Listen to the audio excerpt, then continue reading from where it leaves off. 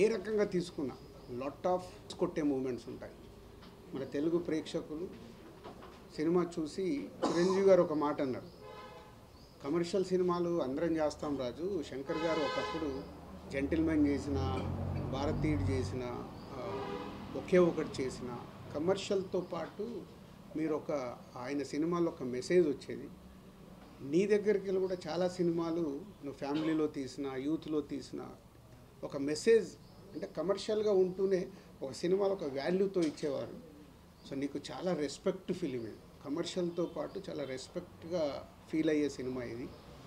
అంటే శంకర్ గారు చెప్పిన దానికి, కథ విన్నప్పుడు నేను ఫీల్ అయిన దానికి, చిరంజీవి గారు ఇచ్చిన స్టేట్మెంట్కి రెండు నాకు బాగా సింక్ అయ్యాయి. సో అలాంటి సినిమా ఇది, గేమ్ చేంజర్. శంకర్ గారు ఒక శివాజీ చూసుకుంటే ఇప్పుడు ఎలా అయితే టిట్ ఫర్ ట్యాట్, ఒక హీరోయిజం ఉంటూ ఒక టిట్ ఫర్ ట్యాట్ ఉంటుందో, అలాగే ఇవాళ పొలిటికల్గా ఉన్న మనం చూస్తున్నాం స్టేట్స్లో కానీ మన ఇండియాలో పొలిటికల్గా ఉన్న మూమెంట్స్ కానీ, హీరో విలన్ మెయిన్ అంటే ఎస్జే సూర్య గారు, రామ్ చరణ్ గారు సీన్లు వస్తుంటే థియేటర్లో విజిల్స్ మూమెంట్స్, అవన్నీ క్లాప్స్ కొట్టే మూమెంట్స్, ఇలాంటి ఎన్నో సినిమాలో కుదిరాయి. ఆయన అనుకున్నాయి, ఫైనల్ చూసుకున్నప్పుడు అవి కుదిరాయి. సో గేమ్ చేంజర్ మా 3.5-4 సంవత్సరాల ఎమోషన్స్కి ఇంకో 4 రోజుల్లో కంప్లీట్ అవ్వబోతుంది. సో ప్రేక్షకుల దగ్గరికి వెళ్ళి ఈ సినిమాకు బిగ్ అప్రిషియేషన్తో పాటు వావ్ అనిపించే ఫ్యాక్టర్స్ ఉన్నాయి. అలాగే శంకర్ గారి పాటలు ఆడియోలో మీకు విన్నప్పటికంటే కూడా మొన్న బాంబే మీడియా ఇంటరాక్షన్కి వెళ్ళేటప్పుడు వాళ్ళకి ఏం చూపించాలి, ఆల్రెడీ యూట్యూబ్లో ఉన్న కాంటెంట్ చూపిస్తే వాళ్ళకి ఏం ఎగ్జైట్మెంట్ ఉంటుందని ఫస్ట్ టైం అక్కడ కూడా శంకర్ గారిని నేను చాలా ఒప్పించి, లేదు సార్ నాకు ఒక సాంగ్ కావాలి, నేను అక్కడ చూపించినప్పుడు బిగ్ స్క్రీన్ మీద ఒక అప్లాజ్ వస్తుంది, మీరు నమ్మండి అని జరగండి సాంగ్ని తీసుకెళ్ళి వాళ్ళకి చూపించడం జరిగింది. అప్పుడు బిగ్ స్క్రీన్ మీద చూస్తే వాళ్ళ రియాక్షన్స్ అదే థియేటర్లో రేపు రాబోతున్న రియాక్షన్స్ అని గట్టిగా నమ్మం. సో ఆ మీడియా కంపెనీ అక్కడ చూపించడం జరిగింది.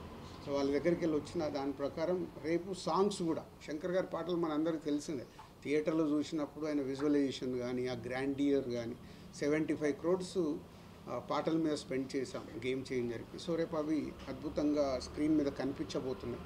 సో 2 hours 42 minutes 43 minutes డ్యూరేషన్లో సినిమాని, శంకర్ గారి ఫస్ట్ సినిమా అంటే ఇంత 3 గంటలు 10 నిమిషాలు ఉంటాయి ఆయన సినిమాలు, ఆయన చెప్పే కథ ప్రకారం.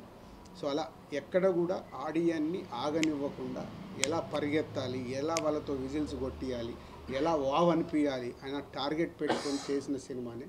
సో ఇది 10th రోజు ఐఎమ్ ఎక్స్పెక్టింగ్, నా ఎగ్జైట్మెంట్ మై కమ్బ్యాక్ ఫిలిం లాగా నేను దీన్ని చూస్తున్నాను. సో దీంతోపాటు సంక్రాంతికి వస్తున్నాం, మీ అందరూ అయితే సంక్రాంతికి వస్తున్నాం, మీరు ఆల్రెడీ ప్రేక్షకులు కానీ, ఇండస్ట్రీ కానీ, ఈవెన్ మీడియా మిత్రులు కానీ అది సూపర్ హిట్ అంటున్నారు. సో ఎస్, అది మీరు ఎలా అయితే అనుకుంటున్నారో అది 100% సూపర్ హిట్ ఫిలిం. సో 2 సినిమాలతో, ఆ cinema is credit గోడ్స్ only Anil Ravipudi.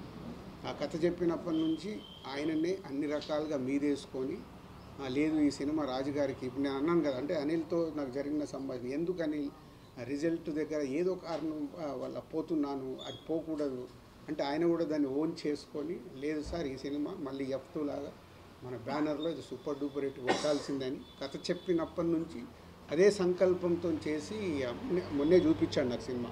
2 hours 20 minutes duration, like F2 ఎలా అయితే ప్రేక్షకులు ఎంజాయ్ చేశారో అలా ఈ సినిమాని సంక్రాంతికి వస్తున్నాం కూడా ఈజ్ అ బిగ్ హిట్ కాబోతుంది. సో 2 సినిమాలతో కంబ్యాక్లో వస్తున్నాను ఎనర్జీతో ఉన్నాను. ఇంకా వారం రోజుల్లో నేను అనుకున్నట్టు ఆ రిజల్ట్స్ వస్తాయి. తెలుగు ప్రేక్షకులు ఆ సినిమాల్ని ఎక్కడో ఉంచుతారు, సక్సెస్ఫుల్గా ఒక లెవెల్లో ఉంచుతారు. మళ్ళీ సంక్రాంతికి దిల్ రాజు కంబ్యాక్ అని మీడియా మిత్రులు స్టేట్మెంట్లు రాస్తారు, అంత కాన్ఫిడెంట్గా ఉన్నాను. సో ఈ కంబ్యాక్తో పాటు, ఈ సక్సెస్లతో పాటు నెక్స్ట్ చేయబోయేది చాలా జాగ్రత్తగా, ఒరిజినల్ దిల్ రాజు ఎలా సినిమాల గురించి కష్టపడేవాడో, తక్కువ సినిమాలు చేసినా నా ఫోకస్ అలా పెట్టి సినిమాలు తీయాలనే సంకల్పంతో ఉన్నాను. అది మీ ద్వారా మీకు తెలుగు ప్రేక్షకులందరికీ చెప్పాలని. అంటే గేమ్ చేంజర్ ఈవెంట్ రోజు నాకు ఎక్కువ మాట్లాడడానికి కూడా ఆ రోజు సమయం లేకపోవడం వల్ల అక్కడ ఉన్న క్రౌడు, అప్పటికే పోలీసు వాళ్ళు బ్యారికేడ్స్ అన్ని ఇరిగిపోతున్నాయి సార్, కష్టమైపోద్ది అంటే హరియప్ చేశాం. అండ్ ఆ ఈవెంట్ అంత పెద్ద సక్సెస్ చేయడానికి ఆ పోలీసు యంత్రాంగం కూడా ఎక్కడ చిన్న ఇన్సిడెంట్ జరగకుండా వాళ్ళు చాలా జాగ్రత్తలు తీసుకొని చేశారు. వారికి కూడా police department, Rajahmundry east Godavari police department అందరికి కూడా ధన్యవాదాలు. సో పోతే ఇందాక ఆరాంశి చెప్పిన దానికి నాలో ఎనర్జీ తెచ్చుకోవటానికి ఒక వ్యక్తి కారణం, ఆయననే ఇన్స్పిరేషన్గా తీసుకున్నా, ఈజ్ ఓన్లీ పవన్ కళ్యాణ్ గారు. ఎందుకంటే పవన్ కళ్యాణ్ గారిని నేను తొలి ప్రేమ దగ్గర నుంచి ఒక 25 years జర్నీ, ఆ జర్నీలో మనకు తెలుసు ఒక 12 years బ్యాక్ కళ్యాణ్ గారు పీక్లో గబ్బర్ సింగ్, అత్తారింటికి గారది అలాంటి సూపర్ హిట్ల టైంలో పాలిటిక్స్లోకి వెళ్తున్నారు. అరే ఏంటి ఇంత ఇమేజ్ పెట్టుకొని ఈ టైంలో పాలిటిక్స్లోకి వెళ్తున్నారు, అవసరమా అని చాలామంది, ఆయనను అభిమానించే చాలామంది, ఆయన మంచి కోరుకునే చాలామంది, అందులో నేను ఒక్కని, ఎందుకు ఈ టైంలో. బట్ ఆయన 10 ఏళ్ళ జర్నీ చూశాను. వెళ్ళారు, ట్రై చేశారు, వర్కౌట్ కాలే, అలాగని వదిలిపెట్టలా.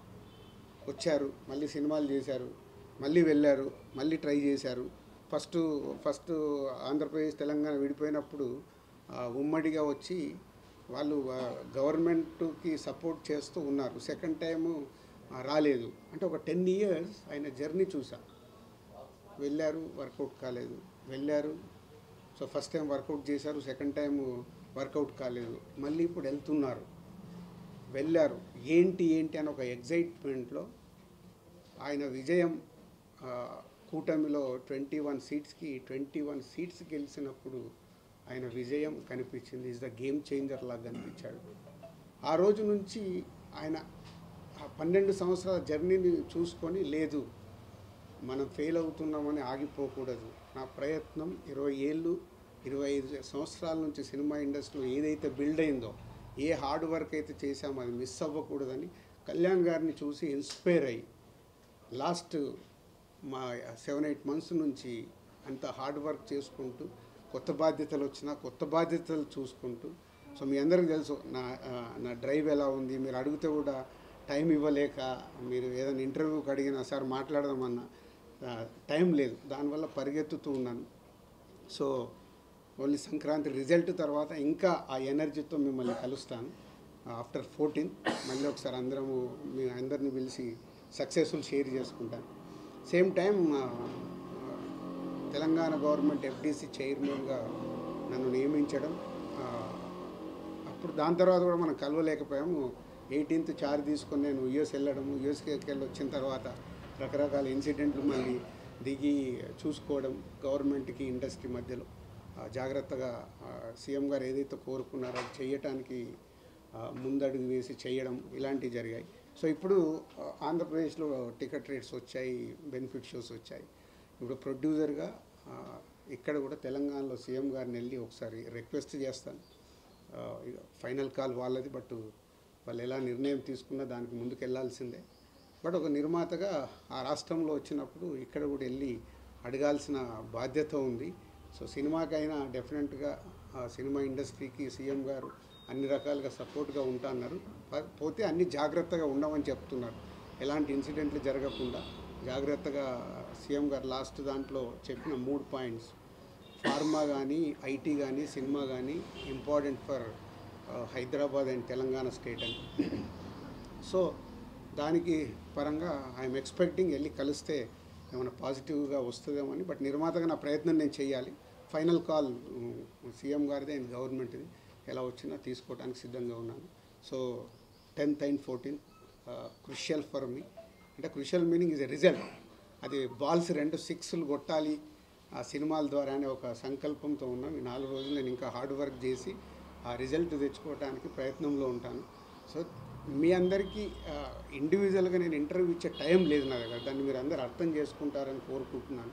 ఎందుకంటే మీరు ఎప్పుడు మెసేజ్లు పెట్టినా నేను 99% రిప్లై ఇస్తాను. చాలామంది నాతో మెసేజ్లు పెడితే నా దగ్గరికి వెళ్ళి ఫోన్ కాలో రిప్లైనో కంపల్సరీ ఉంటుంది మీడియా మిత్రులందరికీ. ఎప్పుడు నేను ఇగ్నోర్ చేయను. దీన్ని మీరు అర్థం చేసుకుంటారని మీకు కూడా చెప్తున్నాను. ఐ వాంట్ పాజిటివ్ ఎనర్జీ మీ దగ్గరికి వెళ్ళి కూడా. నాకు ఈ 10 రోజులు ఎలాంటి కాంట్రవర్షియల్ లేకుండా, ఏం లేకుండా మీ దగ్గరికి వెళ్ళి కూడా నాకు సపోర్ట్ కావాలి. సో మీరందరూ సపోర్ట్ చేస్తారని కోరుకుంటున్నాను. Thank you. గేమ్ చేంజర్ కన్నడం మలయాళంలో ప్రమోషన్ లేదని కొంచెం ఫీల్ అవుతున్నారు. అంటే అదే చెప్పాను, ఇప్పుడు పాన్ ఇండియా చేసినప్పుడు ఫస్ట్ ఏది తెలుగు కోసం చేయాలి. దానికోసం కొత్తగా ఏం చేయాలంటే నాకు వచ్చిన థాట్ యూఎస్లో ఇప్పటివరకు ఎవరు చేయలేదు, యూఎస్లో చేద్దామని యూఎస్ దానికోసం ఒక 1 month వర్క్ చేశాను. యూఎస్ అయిన తర్వాత ఇప్పుడు హైదరాబాద్లో చేయాలనేది నాకు ఉండే, బట్ హైదరాబాద్లో చేస్తే ఇప్పుడు ఉన్న దాంట్లో పర్మిషన్లు ఇవన్నీ టెక్నికల్ ప్రాబ్లమ్స్ కనిపిస్తున్నాయి. టైం ప్రాసెస్, వాళ్ళు పర్మిషన్లు ఇస్తామంటున్నారు, బట్ ప్రాపర్గా ఒక వారం రోజుల నుంచి ముందు నుంచి ఇవ్వండి. నేను అలాగే ఇప్పుడు కళ్యాణ్ గారిని అడిగిన తర్వాత కళ్యాణ్ గారు వస్తారంటే అక్కడెళ్ళి చేయడానికి ఒక 10 రోజులు ఎనర్జీ పట్టింది. అంటే అంత పెద్ద ఈవెంట్ ఆర్గనైజ్ చేయాలంటే ఇట్స్ నాట్ ఏ జోక్. బాంబేలో ఇలాగే మీడియా ఇంటరాక్షన్ వచ్చాం. మొన్న ఇక్కడ మనకు ట్రైలర్ అని పెట్టి మీతో ఇంటరాక్ట్ చేశాను. అంటే ఉన్న సమయాన్ని వాడుకుంటున్నాం.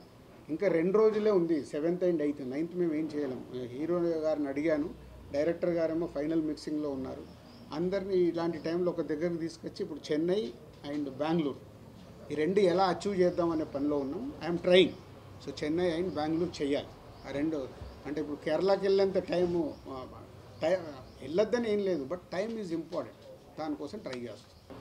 లాస్ట్ టైం మిమ్మల్ని టీజర్ తర్వాత మీరు క్వశ్చన్ అడిగారు. ఇప్పుడు రామ్ చరణ్ గారు గ్లోబల్ స్టార్, ఈ సినిమా ఎంతవరకు పాన్ ఇండియాలో కానీ మిగతా మార్కెట్స్లో కానీ ఎంతవరకు వర్క్ అయ్యేది అంటే మీరు అందరూ ఇప్పుడే టీజర్ రిలీజ్ అయింది కాబట్టి ఇంకా చూడాలని ముందు అన్నారు. ఇప్పుడు ఆల్మోస్ట్ 2 రోజులు 3 రోజుల్లో వచ్చేస్తుంది టీజర్.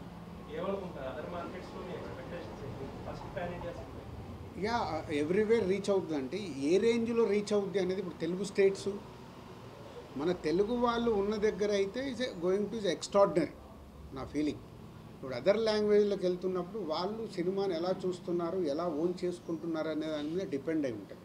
అది వాళ్ళు మార్నింగ్ షో అయ్యాక వాళ్ళ రెస్పాన్స్ని బట్టి డిపెండ్ అవుతుంది. మనం ముందు ప్రెడిక్ట్ చేయలేము, ఎందుకంటే ఇది ఒక సోషల్ కాస్ట్లో వస్తున్న సినిమా కాబట్టి ఈ సినిమాలో ప్లస్ పాయింట్స్ ఏంటి, వావ్ సాంగ్స్ ఉంటాయి. సో ఆల్ లాంగ్వేజ్ ప్రేక్షకులకు నచ్చేది wow songs. Hero villain tit for tat, ఇవాళ నార్త్లో చూస్తే hero villain tit for tat వాళ్ళు బాగా ఎంజాయ్ చేస్తారు. So hero villain tit for ట్యాట్లు ఉన్నాయి.